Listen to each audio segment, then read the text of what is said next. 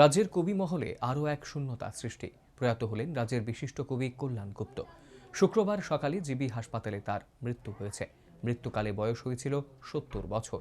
রেখে গেলেন স্ত্রী ও এক সুযোগ্য পুত্র সন্তান সহ বহু আত্মীয় পরিজন ও অগণিত শুভানুধ্যায়ী। বিগত ১.৫ বছর যাবৎ ব্রেন টিউমার জনিত সমস্যায় ভুগছিলেন রাজ্যের বিশিষ্ট কবি কল্যাণ গুপ্ত। বহিরাজ্যে গিয়েও দুবার চিকিৎসা করে এসেছেন, কিন্তু শেষ রক্ষা হয়নি। অবশেষে না ফেরার দেশে পাড়ি জমালেন রাজ্যের বিশিষ্ট কবি কল্যাণ গুপ্ত। শুক্রবার সকালে জিবি হাসপাতালে তার মৃত্যু হয়েছে। প্রয়াণের পর তার মৃতদেহ নিয়ে যাওয়া হয় কল্যাণ গুপ্তের 79 টিলাস্থিত বাসভবনে।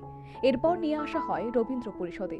সেখানে রাজ্যের সকল অংশের সাংস্কৃতিক ব্যক্তিত্বরা কল্যাণ গুপ্তকে শেষ শ্রদ্ধা জানান। কল্যাণ গুপ্তের প্রয়াণে একজন বন্ধুকে হারালেন বলে শোক আবহে জানালেন রাজ্যের বরিষ্ঠ সাংবাদিক সমীরণ রায়। কল্যাণের প্রথম জীবন শুরু হয় দৈনিক সংবাদের সাংবাদিক হিসাবে। সে দীর্ঘদিন সাংবাদিকতা করেছেন দৈনিক সংবাদে। ওই জ্বালার পর সাংবাদিকতা, সুতরাং স্বাভাবিকভাবেই আমরা একটা যোগাযোগ হয়েছিল, সবসময় যোগাযোগ থাকতো। কল্যাণ, প্রণব, নন্দী ওরা সব একসঙ্গে দৈনিক সংবাদে ছিল, একটা বিরাট গ্রুপ। গ্রামীণ ব্যাংকের ছিল উদয় সেনগুপ্ত, ওরা সব একসঙ্গে ছিল। পূর্ণেন্দু গুপ্ত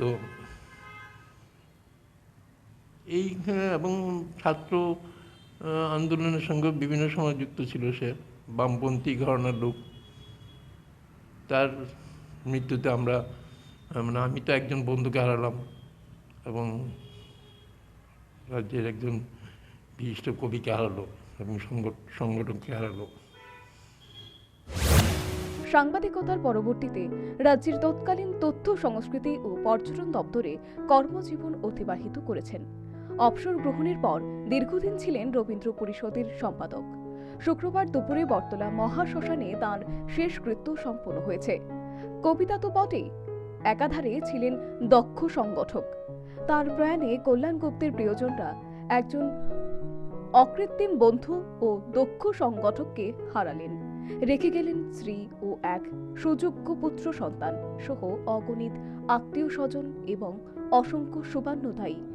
কল্যাণ গুপ্তের প্রয়াণে রাজ্যের কবি, সাহিত্যিক, শিল্পী এবং সাংবাদিক মহলে বর্তমানে শোকের আবহ। সর্বোপরি রাজ্যের কবি মহলে আরও একটু শূন্যতা সৃষ্টি। Bureau report, news vanguard.